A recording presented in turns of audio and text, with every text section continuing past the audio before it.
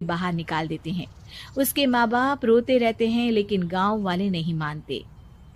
मैं भी अपनी बहन के साथ गांव के बाहर रहूंगा, लेकिन वो पढ़ाई नहीं छोड़ेगी।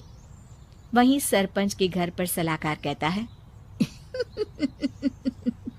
देखा, सांप भी मर गया और लाठी भी नहीं टूटी। लेकिन अगले ही दिन सरपंच के घर के बाहर भी वही शब्द लिखे होते हैं। और फिर सरपंच की बीवी कहती है, हमारी बेटी को किसी ने अगवा कर लिया है। तभी राधा का भाई वहां आ जाता है। अरे गांव वालों, मैंने सरपंच जी की बेटी को देखा था। वो चुड़ैल उसे उठाकर ले जा रही थी। अरे क्या मजाक कर रहे हो?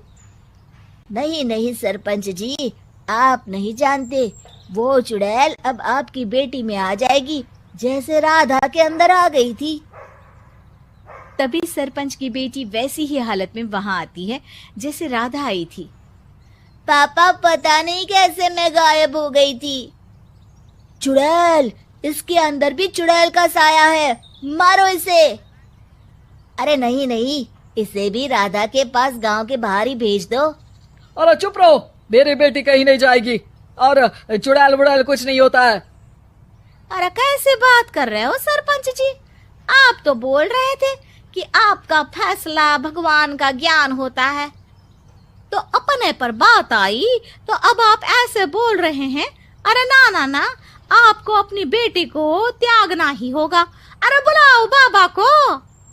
राधा का भाई बाबा को ले आता है, जिसे अब गांव वालों के डर के कारण सच बोलना पड़ता है।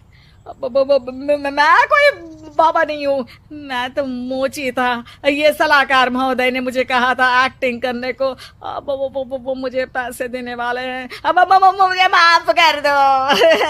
गलती हो गई, मुझे माफ कर दो। तभी वहां राधा आ जाती है। देखा सरपंच जी, जब गांव के बच्चे साक्षर होंगे तो आप जैसे लोगों की चालाकी नहीं चलेगी।